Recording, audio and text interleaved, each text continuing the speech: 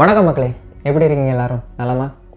இளையராஜா சாரோட இசையை பற்றி, அவருடைய இசை நுணுக்கங்களை பற்றி பல வீடியோக்கள் நம்ம போட்டிருக்கிறோம். இப்போது இந்த காப்பிரைட் பிரச்சனை முக்கியமாக தமிழ்நாட்டில் பேசப்பட்டுக்கிட்டு இருக்க இந்த நேரத்தில் இதை பற்றியும் நம்ம பேசி தான் ஆகணும். ராஜா சாரை பற்றியும் காப்பிரைட் பிரச்சனைகள் பற்றியும் பல வீடியோக்கள் பலர் பலவிதமான கோணங்களில் போட்டுக்கிட்டு இருக்காங்க. பட் ராஜா சாரோட மனநிலைன்னு ஒன்று இருக்குது. அதோட பக்கத்தில் இருந்தும் நம்ம பார்க்க வேண்டியது ரொம்ப ரொம்ப அவசியம். ஏன்னா அது ஒரு உன்னதமான ஒரு கலைஞனோட மனநிலை.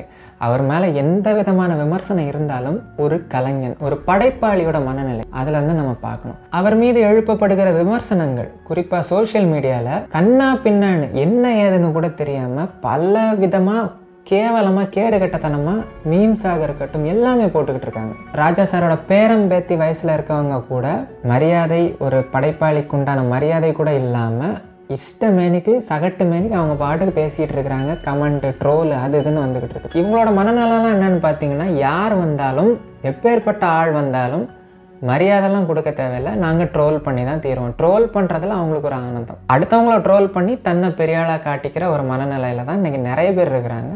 அதில் குறிப்பாக ராஜா சார் மேலே ஒரு ஏளன பார்வையும் கலந்து அதிகமாக இருக்குது. நம்ம எந்த மாதிரி ஒரு சொசைட்டியில் வாழ்ந்துக்கிட்டு இருக்கிறோம் அப்படின்றதுக்கு ஒரு ஸ்க்ரீன்ஷாட்டை நான் உங்களுக்கு ஷேர் பண்ணுறேன். ஆல்ரெடி இதே ஸ்க்ரீன்ஷாட்டை வந்து நான் இதுக்கு முன்னாடி ஒரு வீடியோவில் அதில் இதை நான் காமிச்சிருந்தேன். இப்போது அந்த ஸ்க்ரீன்ஷாட்டை காட்ட வேண்டிய ஒரு கட்டாயத்தில் இருக்கிறேன். நான் ராஜா சாரை பற்றி போட்டிருந்த ஒரு வீடியோவில் ஒருத்தன் போட்டிருந்த ஒரு கமெண்ட்டை பாருங்கள். இவர் அப்படின்னு சொல்லிட்டு ராஜா சாரோட சமூகத்தை, அதாவது கேஸ்ட்டை மென்ஷன் பண்ணிட்டு இந்த சமுதாயத்தை சேர்ந்தவர், இவர் பாட்டெல்லாம் கேட்கணுமா அப்படின்னு சொல்லிட்டு நெல்லை அப்படின்னு சொல்லிட்டு தன்னுடைய ஜாதி பெயரை பயங்கரமாக பெருமையாக போட்டுருந்தான். அதுக்கு நான் கொடுத்த ரிப்ளை, மற்ற சாதியார் அறுவடை செய்த நெல் மூலம் கிடைக்கும் சோற்றை மட்டும் திங்க வேண்டுமா என்ன தோழரே அப்படின்னு கேட்டேன். அதுக்கு அவன்கிட்ட இருந்து பதில் எதுவும் இல்லை. மானஸ்தம் போய் தொங்கிட்டான் போல. ஏன்டா ஜாதி பார்த்தாடா இசையெல்லாம் கேட்பீங்க அப்படின்ற மாதிரி தான் தோணுச்சுது. நம்ம ஊரில் இருக்கிற லட்சக்கணக்கான பேரோட மைண்ட் செட்டில் ஒரு பருக்க தான் இவன். இது மட்டும் இல்லாமல் பலவிதமான வன்மங்களும் இதில் அடக்கம். சரி, இந்த காப்பிரைட் பிரச்சனை, ராஜா சாரோட point of view and also Rahman மேலே காழ்ப்புணர்ச்சி ஆகும்னு சொல்லிக்கிட்டுலாம் இருக்கிறாங்கல்ல, இது எல்லாத்துக்கும் சேர்ந்தாப்பில் இந்த வீடியோ இருக்கும். ராஜா சாரை பிடிக்காதவங்க பாருங்கள், பிடிச்சவங்க நீங்கள் பார்ப்பீங்க, நல்லாவே தெரியும். இளையராஜா பணத்தாசை பிடிச்சவரா, பைத்தியக்காரரா, அடுத்தவங்களை துன்புறுத்தி பார்க்குறதுல சேடிஸ்டா, இப்படி பல கேள்விகள், பல ட்ரோல்கள் சுற்றிக்கிட்டு தான் இருக்குது. அது எல்லாத்துக்கும் வீடியோ போடணும்ல. வாங்க நம்ம வீடியோக்குள்ளாடி போகலாம். Welcome to the world of Vijay GB.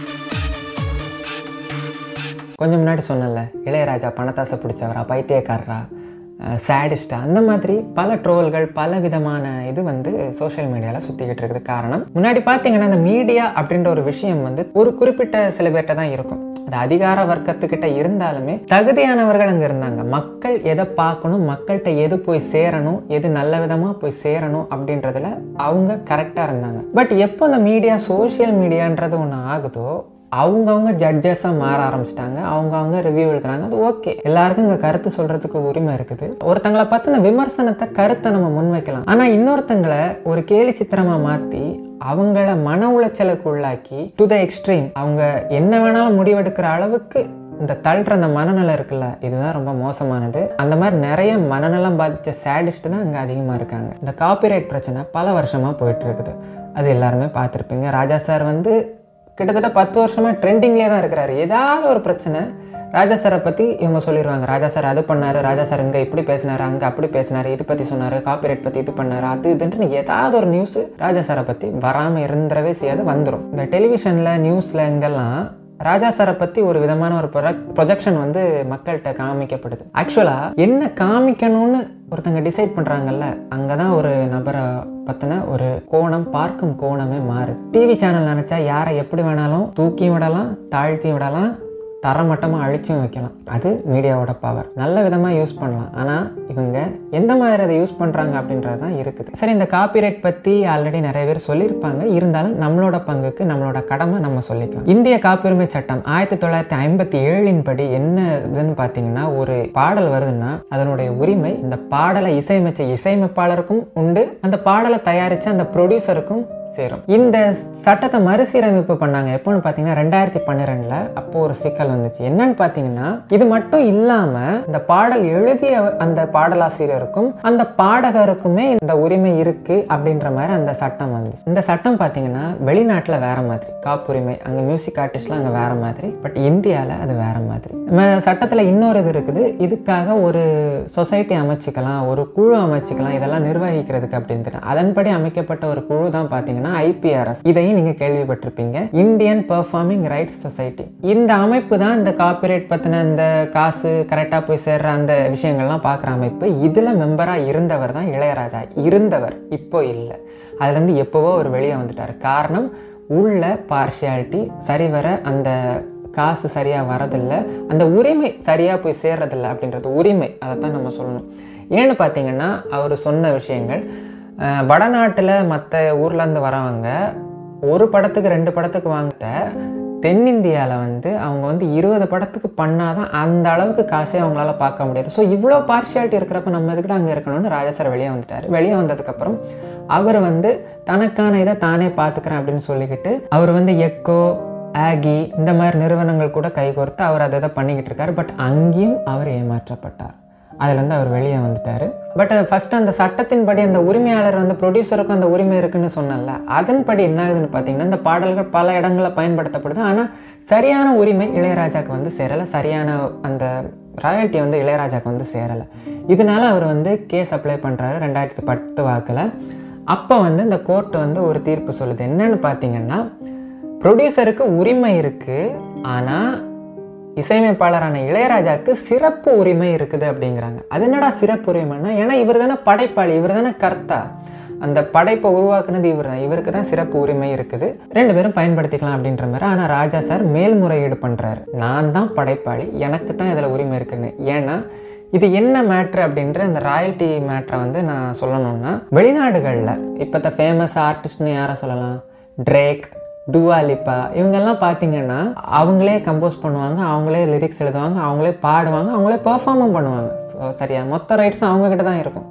But இங்கே அப்படி இல்லை. நம்ம ஊரில் பார்த்தீங்களா, ஒவ்வொரு வேலை ஒவ்வொருத்தர், இட்ஸ் அ கம்பைன்டு ஒர்க். அதனால தான் அங்கே வெளிநாடுகளில் அந்த மியூசிக் ஆர்டிஸ்ட் அவங்கெல்லாம் தனியாக இண்டிபெண்ட் ஆர்டிஸ்டாக இருப்பாங்க, அவங்க அவ்வளோ சம்பாதிப்பாங்க. நம்ம ஊரில் அந்த வாய்ப்பு இருக்காது. இளையராஜா இதை மேல்முறையீடு பண்ணுறாரு, இல்லை நான் மட்டும்தான் பயன்படுத்தணும் அப்படின்னா அப்போ கோர்ட் அதுக்கு தடை விதிக்க, மற்றவங்க இதை பயன்படுத்தக்கூடாது, அந்த மற்ற நிறுவனங்கள் எக்கோ, ஆகி இந்த மாதிரி நிறுவனங்கள் பயன்படுத்தக்கூடாது, இது மற்ற நிறுவனங்களை பயன்படுத்தக்கூடாது அப்படின்னு. இப்போ தான் நியூஸ் எந்த மாதிரி வந்துச்சுன்னு பார்த்தீங்கன்னா, இளையராஜா தன்னுடைய பாடல்களை பயன்படுத்துவதற்கு தடை கோரியுள்ளார், மேல்முறையீடு செய்துள்ளார் அப்படின்ற மாதிரி. இளையராஜாவின் பாடல்களை பயன்படுத்துவதற்கு தடை அப்படின்னு வருது. நல்லா பாருங்க நியூஸ் எந்த மாதிரி வந்துச்சுன்னு. இளையராஜா தான் பாட்டை எவனும் யூஸ் பண்ணக்கூடாது அப்படின்ட்டு தடை போட்டிருக்காரு அப்படின்னு. ஏன் போட்டாரு, எதுக்கு போட்டாருன்னு யாரும் சொல்லலை.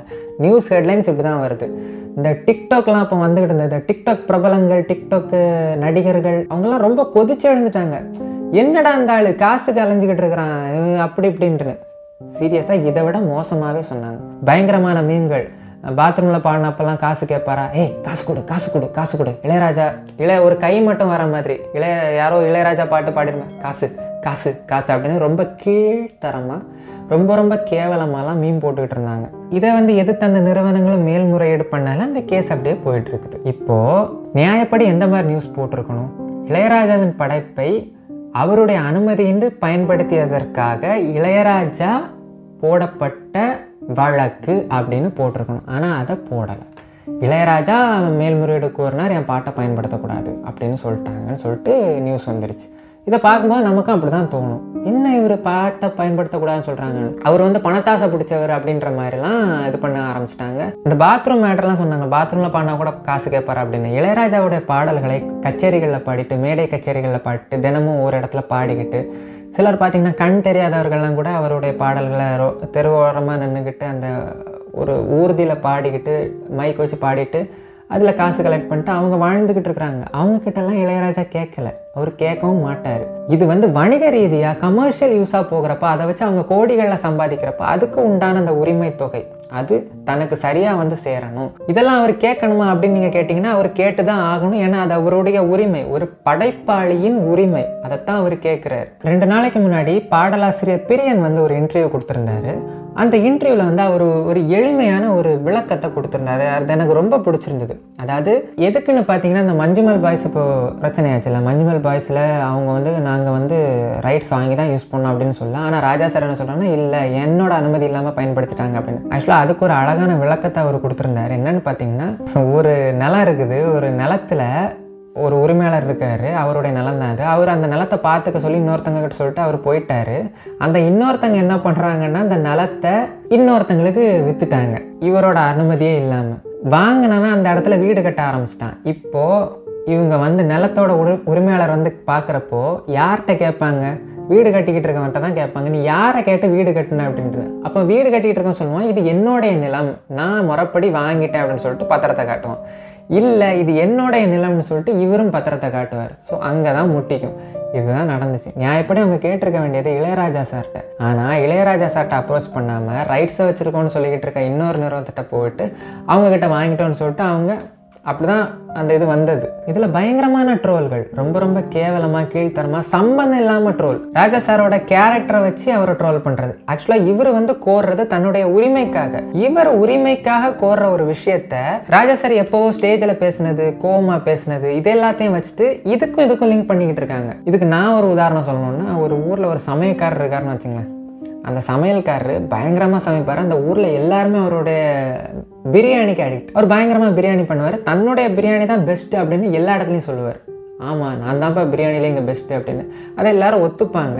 அவர் அதை பெருமையாக சொல்லிக்கிட்டு இருப்பார். திடீர்னு ஒரு நாள் அவர் ஆசைப்பட்டு வாங்கின சைக்கிளை காணும். எனக்கு அந்த சைக்கிள் நான் ஆசைப்பட்டு வாங்கினது, என் மகனுக்காக நான் வாங்கினது, அந்த சைக்கிளை காணும்னு இவர் சொன்னால், அதை கண்டுபிடிச்சி கொடுங்க அப்படின்னு உங்ககிட்ட வந்து கேட்டால் நீங்கள் அதை என்ன பண்ணணும்? நியாயமாக சரி, அவர் கஷ்டப்பட்டு உழைச்சி வாங்கின அந்த காசு, அவர் பேசுகிறாரு, எப்படி வேணாலும் பேசுகிறாரு, அந்த உழைச்சி வாங்கின காசில் வாங்கின அந்த சைக்கிள் அது காணாமல் போயிடுச்சு. அதுக்கு நம்ம கண்டுபிடிச்சி கொடுக்கறதுக்கான முயற்சியை நம்ம பண்ணணும். அதை பண்ணாமல் இவர் தான் பிரியாணி தான்ப்பா பெஸ்ட்டுன்னு சொல்லிக்கிட்டு இருப்பார், இந்த காமெடி பீஸுக்கு சைக்கிளை காணுமா அப்படின்னு நீங்கள் மற்றவங்க கிட்ட போய் சொன்னால் நீங்கள் எவ்வளோ பெரிய கேவலமான வேலையை பார்த்துட்ருக்கீங்கன்னு உங்களுக்கு புரியுதா? அதுதான் இங்கே நடந்துகிட்டு இருக்கு. இவர் தன்னுடைய ரைட்ஸுக்காக போராடிக்கிட்டு இருக்காரு, உரிமைக்காக போராடிக்கிட்டு இருக்காரு.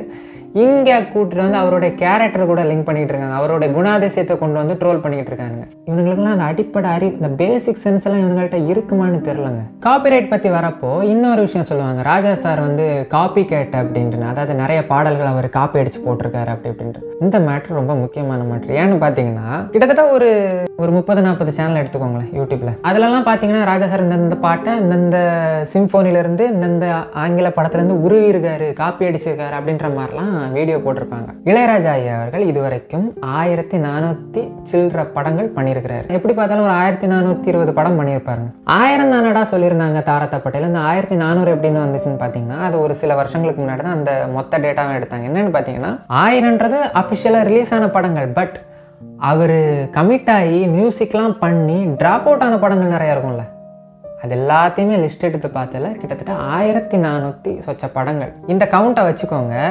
இந்த ட்ரோல் மெட்டீரியல் வீடியோஸ்லாம் இருக்குல்ல, ராஜா சார் காப்பி கேட் பண்ணுறாரு, இந்த எல்லா வீடியோலையும் பார்த்தீங்கன்னா இவங்க ட்ரோல் பண்ணுற எல்லா சேனலில் உள்ள எல்லா வீடியோஸும் எடுங்க.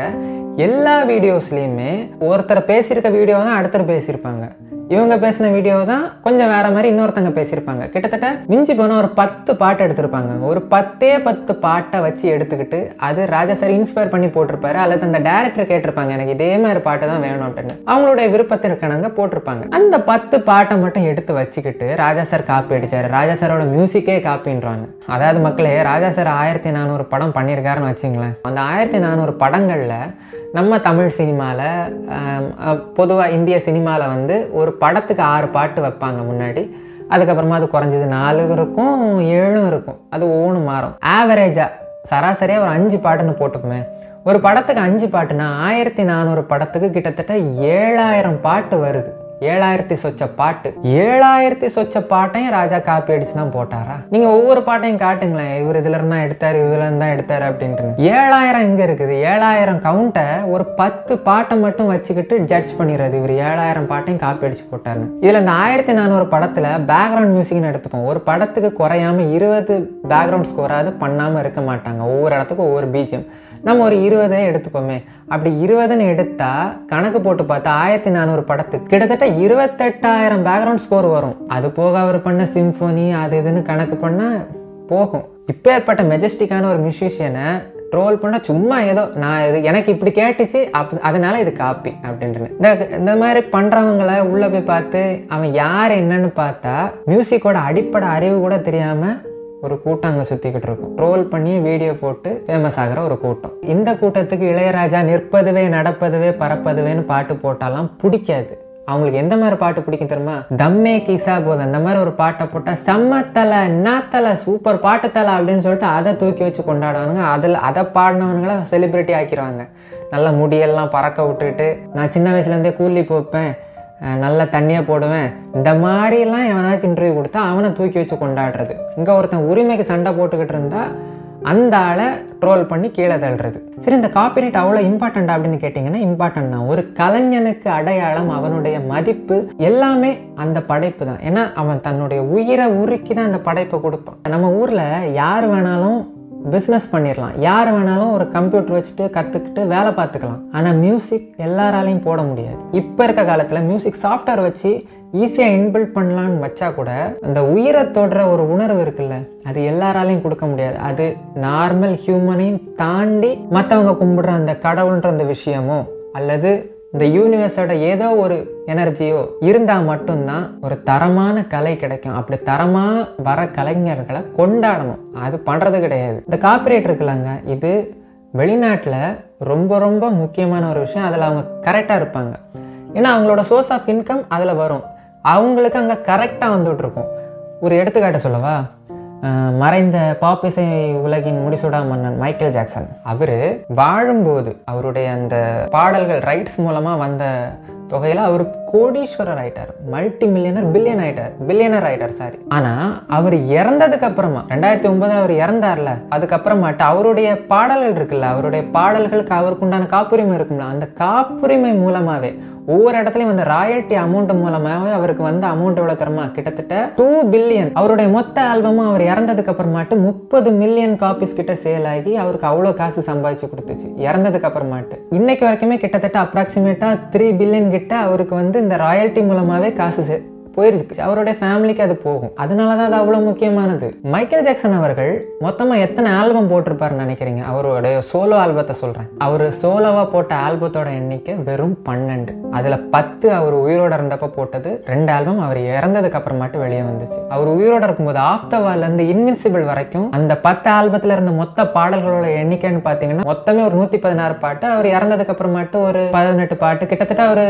கணக்கு போட்டு பார்த்தா ஒரு 133 பாட்டு, அவ்வளோதான் மொத்தமே. அந்த 133 பாடல்கள்லயே அவர் வந்து பில்லியனர் ஸ்டேஜுக்கு போயிட்டு இறந்ததுக்கு அப்புறமா கூட அவருக்கு வந்து கிட்டத்தட்ட 2.65 பில்லியன் சொல்றாங்க. கணக்கு போட்டா 22,000 கோடி. எப்படி 22,000 கோடி கிட்ட அவருக்கு கலெக்ட் ஆயிருக்கு இறந்ததுக்கு அப்புறமே. இந்த 133 பாட்டுலயே அவர் இவ்வளவு சம்பாதிச்சாருன்னா ஜஸ்ட் இமேஜின். இளையராஜா அவர்கள் எத்தனை பாட்டு, 7000 பாட்டு போட்டிருக்கிறார். இளையராஜா அவர்கள் வெளிநாட்டில் பிறந்திருந்தாருன்னா, அந்த ஊரில் பிறந்திருந்தாருன்னா பணக்கார இசையமைப்பாளராக அவர் தான் இருப்பார். அவர் இங்கே பிறந்ததுனால சரியாக கொண்டாடப்படலை. அதுதான் நிதர்சனமான உண்மை. ஏன் நம்ம ரைட்டர்ஸ்னு பார்த்தீங்கன்னா ஹாரி பாட்டர் எழுதின என்னோட ஃபேவரட் புக், ஹாரி பாட்டர் எழுதின ஜே.கே. ரவுலிங் மேம், அவங்க வந்து ஒரு 32 புக்கு தான் எழுதியிருக்கிறாங்க இது வரைக்கும். அதில் ரொம்ப ஃபேமஸ் ஆனது ஹாரி பாட்டர் சீரியஸ். அந்த ஹாரி பாட்டர் சீரியஸ் மொத்தம் பார்த்தீங்கன்னா கிட்டத்தட்ட 500 மில்லியன் காப்பீஸ் சேல் ஆயிடுச்சு. அவங்களுடைய சொத்து மதிப்பு கிட்டத்தட்ட 1 பில்லியனுக்கு மேலே. இளையராஜா காசுக்காக ஆசைப்படுறாரு. அதுன்னு காசுக்காகலாம் இளையராஜா ஆசைப்படவே மாட்டார். ஏன்னா இளையராஜா அதை வந்து ஒரு ஆர்ட், பியூர் ஆர்ட், ஒரு தெய்வத்துக்கு சமான ஒரு விஷயமா தான் இசையை பார்க்குற ஒரு மனுஷன். 1981 வருஷம் ஒரு படம் வருது, பன்னீர் புஷ்பங்கள். அந்த படத்தோட டைரக்டர் பார்த்தீங்கன்னா பி. வாசு அண்ட் நம்ம சந்தான பாரதி சார் இந்த படம். அப்புறம் 1982 மணிவண்ணன் சார் இயக்கத்தில் வந்த கோபுரங்கள் சாய்வதில்லை இந்த படம். 1984 வருஷம் பிரதாப் போத்தன் அவர்களுடைய இயக்கத்தில் வெளிவந்த மீண்டும் ஒரு காதல் கதை. 1986 வருஷம் நம்ம சங்கிலி முருகன் சார் டைரக்ஷன்ல வந்த கரிமேடு கரவையன் கேப்டன் நடிச்சிருப்பாரு. அதுல இந்த 4 படங்களை நான் ஏன் சொன்னேன்னா, இந்த 4 படங்களும் இந்த டைரக்டர்ஸோட ஆரம்ப கட்ட படங்கள். இதுக்கு வந்து இளையராஜா சார் காசே வாங்காம ஃப்ரீயா பண்ணி கொடுத்துருக்காரு. இதுல இந்த பன்னீர் புஷ்பங்கள் இருக்குல்ல, நான் ஏன் இதை சொன்னேன்னா என்னோட ரொம்ப ஃபேவரட் ஃபிலிம் அது. 1981 வருஷம் வந்த படம். அப்பெல்லாம் இளையராஜா சார் வளர்ந்துகிட்டு இருந்து பீக்குக்கு போயிட்டு இருக்க நேரம். 76 அவர் இன்ட்ரோ ஆகுறாரு. 80 அவர் பீக்கு கிட்டத்தட்ட 100 படம் தாண்டிட்டாரு. 81 அவர் பீக்கை பார்த்து போயிட்டு இருக்கிற நேரத்தில் இந்த படம் வருது. காசுன்னு நினச்சிட்டு இருந்தா அப்போ சம்பாதிக்கிற டைம், இளையராஜா அவர்கள் சம்பாதிக்கிற காசு நிறைய சம்பாதிச்சுக்கிட்டு இருக்க டைம், காசு தான் முக்கியம்னு நினச்சிருந்தா அந்த படத்துக்கு அவர் காசு வாங்கியிருப்பார். ஆனால் அந்த படத்தில் காசே வாங்காமல் அவர் போட்ட பாட்டு என்னெல்லாம் தெரியுமா? பூந்தளிராட அந்த பாட்டு, கோடை கால காற்று அந்த பாட்டு, அப்புறம் ஆனந்த ராகம் அந்த பாட்டு, இன்னொரு பாட்டு பசங்க பாடுற மாதிரி இருக்கும் ஸ்கூலில்.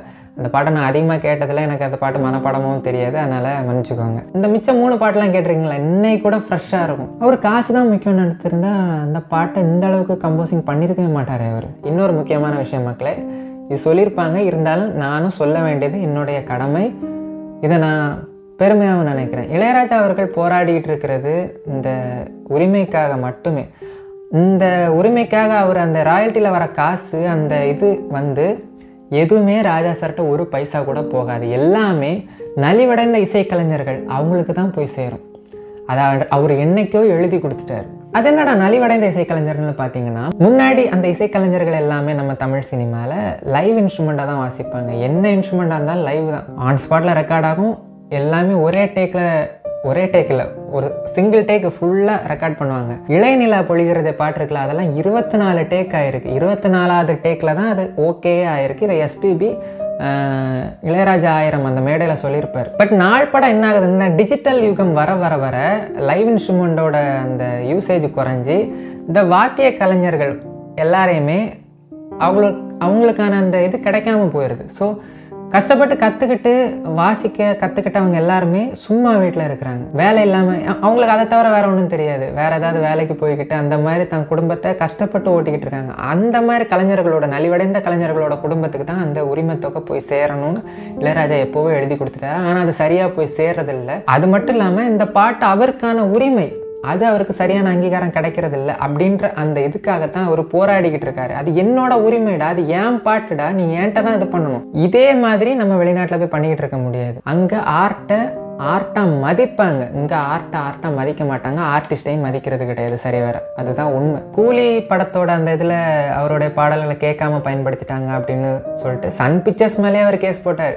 எந்த அளவுக்கு தான் திறமை மேலே ஈடுபாடும் திமிரு, ஏன் அது என்னோட பாட்டுட்டா அப்படின்னு ஒரு திமிரு இருக்கலாம். அந்த திமிரும் தைரியம் இருந்ததுன்னா தனி ஒரு மனுஷனா இதை பண்ணியிருப்பார். அவர் சும்மா ஒன்றும் பண்ணலை.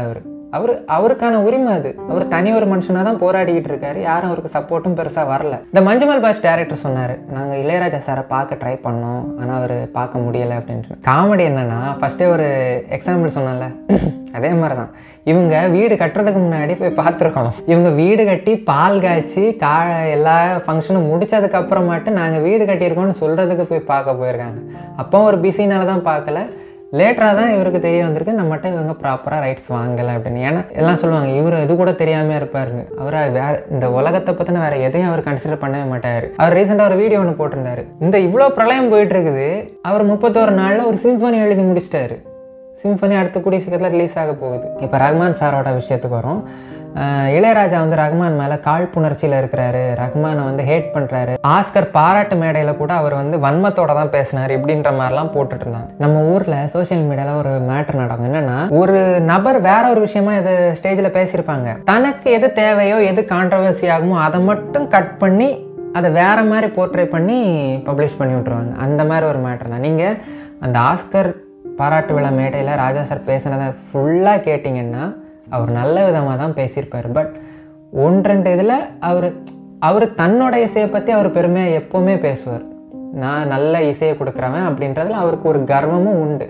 அது உண்மையும் கூட. அவருடைய இசை தான் இன்னைக்கு வரைக்கும் ட்ரெண்டாக போயிட்டு தான் இருக்குது. நீங்கள் அவரே கௌரவம்னு சொன்னீங்கன்னா, மறைந்த பழம்பெரும் பாடகர் TM சௌந்தரராஜன் ஐயா இருந்தார்ல, அவரெல்லாம் மிகச்சிறந்த பாடகர், பீக் லெவலில் இருந்தவர். TMS பாடினாலே வியாபாரம் அப்படின்ற லெவலில் இருந்தது. அவருடைய மேடை பேச்செல்லாம் கேட்டு பாருங்க, இளையராஜாவுடைய கர்வம்லாம் ஒன்றுமே இல்லைன்னு தோணும் உங்களுக்கு. அந்த அளவுக்கு அவர் பேசியிருக்காரு. ஆனால் யாரும் அதை பெருசாக எடுத்துக்கிறது இல்லை. இளையராஜாங்கிறதுனால ஒரு இது, இளையராஜாங்கிறதுனாலேயே வாண்டடா இளையராஜா தானே போட்டு விடு அப்படின்ற மாதிரி. டைரக்டர் பாலு மகேந்திரா அவர்கள் இளையராஜாவை தன்னுடைய ஆஸ்தான மியூசிஷியனாக கடைசி வரைக்கும் வச்சிருந்தவர். அவருடைய முதல் படத்துலேருந்து கடைசி படம் வரைக்கும் இளையராஜா ஐயா தான் மியூசிஷியன். அவர் வந்து 1992 நேஷனல் அவார்டு அந்த ஜூரி கமிட்டியில் சேர்மனாக இருக்கிறார். அந்த நேஷனல் அவார்டில் தான் ரஹ்மான் சாரோட முதல் படமான ரோஜாவும் ராஜா சாரோட ஒரு படம், 2 பேரோட படங்களும் நாமினேட் ஆகிருக்குது.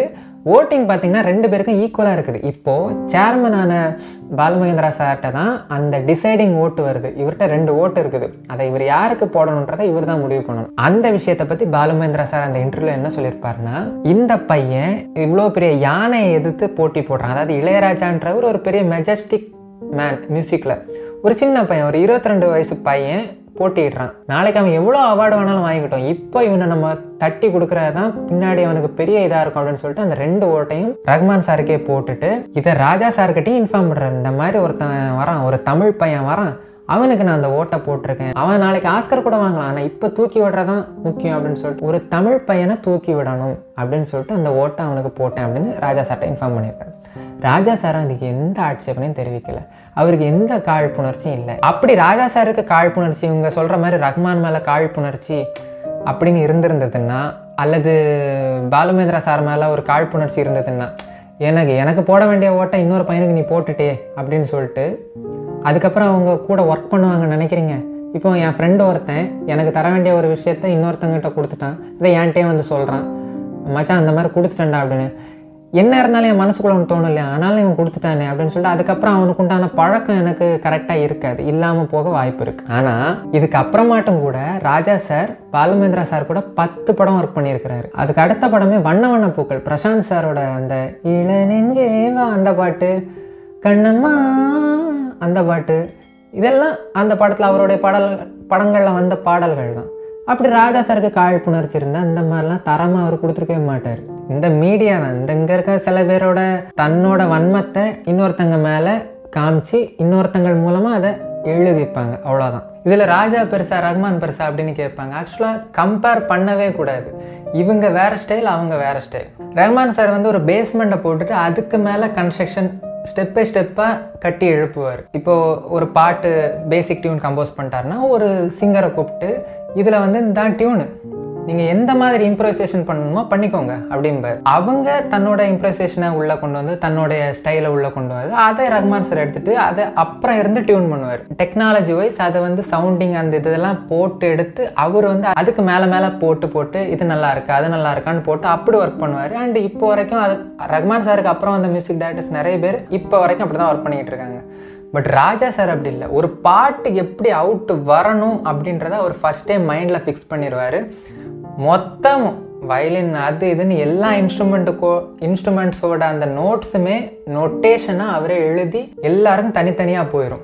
அந்த ஒவ்வொரு பீஸுமே அவங்க வாசி அவுட் ஆகுறது எப்படி வரும் அப்படின்றது ராஜா சாருக்கு ஃபஸ்ட்டே தெரிஞ்சிடும். ஸோ அங்கே வந்து யாரும் அதை இம்ப்ரோவைசேஷன்லாம் பண்ண முடியாது. ராஜா சார் கொடுக்குறதான் அங்கே எக்ஸிக்யூட் ஆகும். பண்ணின 7000 பாட்டுமே இப்படி அவருடைய மைண்டில் இப்படி தாண்டா வரப்போகுது அப்படின்னு ஃபஸ்ட்டே அவர் டிசைட் பண்ணிட்டு எல்லாத்தையும் அவர் நோட்ஸாக எழுதி அதுக்கப்புறம் கொடுத்து அதை அந்த இசைக்கலைஞர் மூலமாக வந்தது தான். மிஞ்சி போனால் அவர் எடுக்கிறது ஒரு படத்துக்கு ரெக்கார்டிங்கோட சேர்த்து பேக்ரவுண்ட் மியூசிக்லாம் சேர்த்து 3 நாள் தான். நீங்கள் எந்த டைரக்டர்கிட்ட வேணாலும் கேளுங்க, யாரோட இன்டர்வியூ வேணாலும் பாருங்கள். அதான் எல்லார் கையிலையும் ஒரு பல்கலைக்கழகம் இருக்குது, கூகுள் யூடியூப், அதெல்லாம் பாருங்கள். ஒவ்வொருத்தரும் ராஜா சாரோட மியூசிக் கம்போசிங் ஸ்பீடை பற்றி எவ்வளோ சொல்லியிருக்கிறாங்க அப்படின்னு. பட் இப்போ அப்படி இல்லை. ஒரு பாட்டை ரெடி பண்ணுறதுக்கு எப்படியும் டைம் எடுக்கும், அவ்வளோத்துக்கு டைம் எடுப்பாங்க. பேசிக்காக ஒரு டியூனை போடுவாங்க, அதை ஆட்டோ டியூன் பண்ணி சுதி தப்பாக இருந்தால் அதை மாற்றி விடுறது, இதெல்லாம் இப்போ டெக்னாலஜியாக பண்ணுறது. நான் சொல்கிறேன், சுதி தப்பாக இருந்தால் மாற்றி விடுவாங்க, இன்ஸ்ட்ருமெண்ட் ஒன்று ஆட் பண்ணுவாங்க, இது நல்லா இல்லைப்பா வேறு வாசி. லைவ் கூட தேவையில்லை, ஒரு சாஃப்ட்வேர் இருந்தால் போதும், அதுலேயே அந்த இன்ஸ்ட்ருமெண்ட் எல்லாமே இருக்கும், அவ்வளோ தத்ரூபமாக இருக்கும் அந்த இன்ஸ்ட்ருமெண்ட்டு. ஸோ இங்கே வாசிக்கும் போது கலைஞனுக்கு வேலை இல்லை, ஒரு வாத்திய கலைஞனுக்கு வேலையே இருக்காது. ஏஐயில் வேலை போயிட்டுருக்கு அப்படின்னு இப்போ புலம்பிகிட்டு இருக்கோம். இந்த மாதிரி மியூசிக் டெக்னாலஜியில் பல இசை கலைஞர்களுக்கு எப்போவோ வேலை போயிடுச்சு. அதுவும் இப்போ லைவ் இன்ஸ்ட்ருமெண்ட் கூப்பிட்டா கூட தமிழர்களை கூப்பிட்றதில்ல. தமிழ் சினிமாக்கு வேறு ஊரில் இருந்து அவங்க தான் வந்துட்டு இருக்காங்க. தமிழ் கலைஞர்கள் வந்து சும்மா இருக்கிறாங்க அப்படின்னு சொல்லிட்டு இடையில போராட்டம்லாம் கூட நடந்துச்சு. ஸ்டேஜை ஏறி அது பெருசாக இதெல்லாம் பண்ணிகிட்டு இருந்தாங்க அந்த சங்கத்திலேருந்துலாம். இந்த சங்கத்திலேருந்து கூட ராஜாவுக்கு சப்போர்ட் இல்லை. ஏன்னா அவர் அதான் ராஜா தானே அப்படின்ற மாதிரி தான் போயிட்டு இருக்குது. ஃபஸ்ட்டே ஒரு ஸ்க்ரீன்ஷாட்டு காமிச்சோம்ல, அந்த மாதிரி நிறைய காழ்ப்புணர்ச்சிகள் அதுவும் ஒன்று, அதை தாண்டி நிறைய இருக்குது, அதுவும் ஒன்று. பட் என்ன கேட்டிங்கன்னா, ரஹ்மான் சார் ஒவ்வொன்றா போட்டு இது நல்லா இருக்கா அது நல்லா இருக்கா இல்லை இது ட்ரை பண்ணுவோம் அப்படின்ற மாதிரி பார்ப்பாரு. ஆனால் ராஜா சார் அப்படி இல்லை. மொத்தமும் இப்படி தாண்டா வரும் அப்படின்னு அவருக்கு ஃபஸ்ட்டே தெரிஞ்சு அதைத்தான் அவரு கொடுப்பாரு. அதுதான் அங்கே வரவும் செய்யும். அப்படி பார்த்தா உலகத்தின் மியூசிக் மேஸ்ட்ரோஸான பீத்தோவன், மொசார்ட், பாக் இவங்க வரிசையில் இளையராஜா சார் அசால்ட்டாக போய் உட்காந்துருவார். அந்த அளவுக்கு அவர் பெஸ்ட்டு. அதில் லாஸ்ட் அண்ட் ஃபைனல் இந்த விஷயத்த நான் சொல்லி ஆகணும். இளையராஜா அவர்களோட மனப்பாங்குன்னு ஒன்று இருக்குல்ல, அவருடைய மனசு சைட்லேருந்து ஒன்று இருக்குது இல்லை. ராஜா சார் ஆரம்பத்தில் இப்படி கிடையாது. நீங்கள் நல்லா பழைய அவருடைய இன்டர்வியூ பார்த்தாலும் சரி, அவர் இந்த ஜெயா டிவிக்கு ஒரு ப்ரோக்ராம், ஒரு கான்செப்ட் ஒன்று கண்டக்ட் பண்ணியிருப்பார். அதிலலாம் பார்த்தீங்கன்னா அவ்வளோ ஃபன்னாக இருப்பார். ஏன் ரஹ்மான் சார் அவ்வளோத்துக்கு இது பண்ணிக்கிட்டு இருக்கிறாரு, ஆனால் அவர் ராஜா சார் வந்து இன்னும் பெருசாக இது பண்ணிக்கிறதுல அவங்க மீட் பண்ணியிருக்கிறாங்க, அவார்ட் ஃபங்க்ஷனில் மீட் பண்ணியிருக்கிறாங்க, பேசியிருக்கிறாங்க, என்னெல்லாமோ இருந்திருக்குது.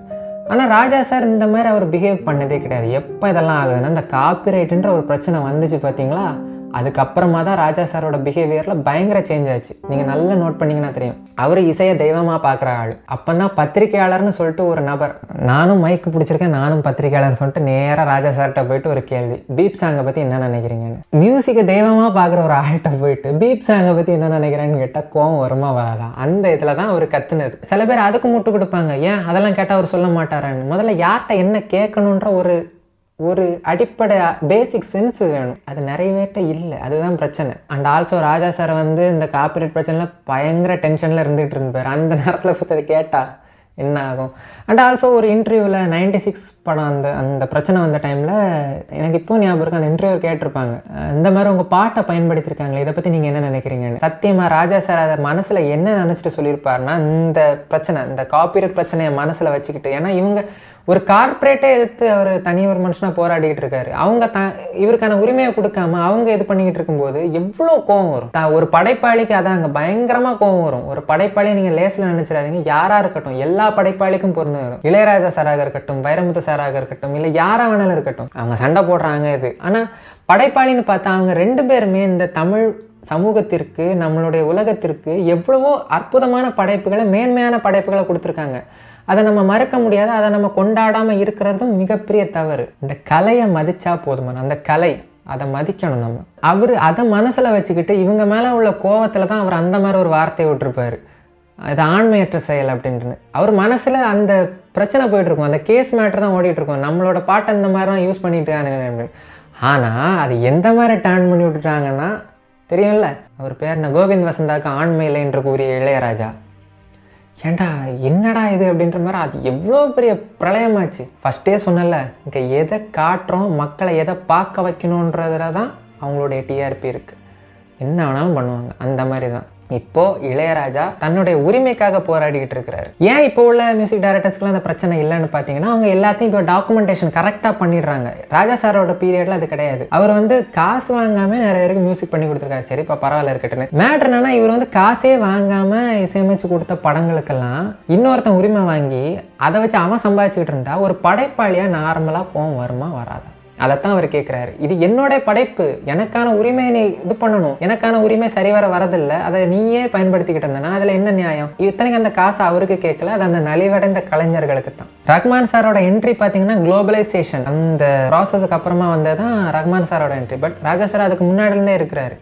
இப்போ ரீசெண்டாக வந்த பாடல்கள் எதுவுமே பிரச்சனை ஆகிறதில்ல, ஏன்னா ராஜா சார் தெளிவாகிட்டார், அந்த டாக்குமெண்டேஷன்லாம் பண்ணுறாரு. பட் பிரச்சனை என்னென்னா, இதுக்கு முன்னாடி வந்த படங்கள், அப்போது வந்த படங்களுக்கு அந்த காப்புரிமை பிரச்சனை அது இருக்கிறனால தான் இன்னும் போயிட்டுருக்குது. கடைசியாக சொல்லிக்கிற மக்களே, இளையராஜா இப்பொழுது நடத்தி கொண்டிருக்கிற போராட்டம் பணம் சம்பந்தப்பட்ட பிரச்சனையே அல்ல, பணம் சம்பந்தப்பட்டதே அல்ல, உரிமை சம்பந்தப்பட்டது. ஒரு கலைஞனின், ஒரு படைப்பாளியின் உரிமை சம்பந்தப்பட்டது. அந்த பணம் கூட நலிவடைந்த இசைக்கலைஞர்களுக்கு தான் போகணும்னு அவர் எப்போவோ எழுதி கொடுத்துட்டாரு. ஒரு பைசா கூட இளையராஜாவுக்கு போகாது. அவர் தன்னுடைய உரிமைக்காக தான் அவர் போராடிக்கிட்டு இருக்காரு. வகை தொகை இல்லாமல் தான் ஹிட்டு கொடுத்த காலத்தில் அந்த பாடல்கள் எல்லாம் காலம் கடந்து இப்போவும் நின்று பேசுகிற அளவுக்கு அவர் பாடல் கொடுத்த அந்த பாட்டு எல்லாத்தையுமே யாரோ ஒருத்தர் பயன்படுத்தி பலனடையும் போது அதில் ஏற்படுற மன உளைச்சல், அந்த அறச்சீற்றம் தான் அவரை இன்னைக்கு நீதிமன்றம் போக தூண்டியிருக்கு.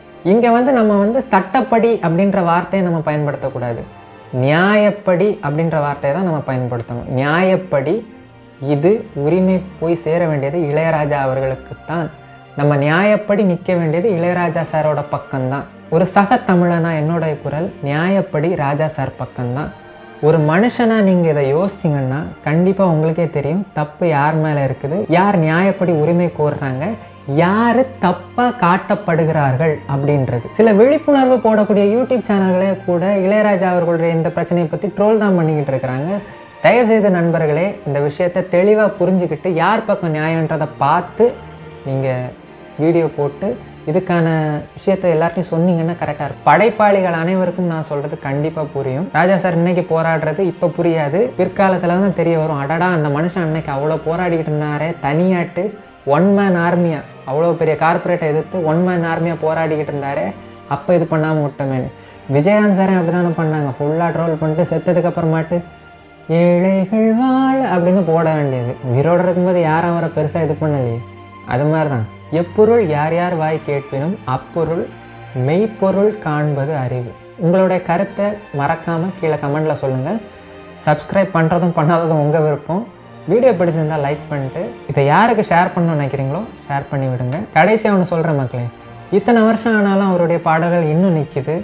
இன்னும் தைரியமாக தன்னுடைய உரிமைக்காக போராடிக்கிட்டு பல பேரை கலங்க வச்சுக்கிட்டு இருக்காரு அவர். ரஹ்மான் சாரோட பாடல்களும் அனிருத் சாரோட பாடல்களும் இப்போ வந்து ட்ரெண்டிங்கில் இருந்தாலுமே கூட எல்லாரும் தூக்கி வச்சு பேசிக்கிட்டு இருக்காரு ராஜா சாரை பற்றி தான். ஐ திங்க் இப்போ தான் இந்த விஷயத்தோட புரிதல் மக்களுக்கு கொஞ்சம் கொஞ்சமாக வந்துக்கிட்டு இருக்குது. இது எல்லாருக்கும் புரிந்து படைப்பாளிகளுக்கு அவங்களுடைய உரிமை கரெக்டாக போய் சேரணும் அப்படின்றதான் என்னோட விருப்பம். கண்டிப்பாக இது மாறும். யார் என்ன சொன்னாலும் சரி, இசைக்கு என்றுமே இளையராஜா தான், என்றும் ராஜா ராஜா தான். அடுத்து ஒரு நல்ல வீடியோவில் சந்திக்கிறேன் மக்களே. அதுவரை உங்களிடமிருந்து விடைபெறுவது உங்கள் நண்பன் விஜய் ஜிபி. வணக்கம் மக்களே. தமிழ் வெல்லும்.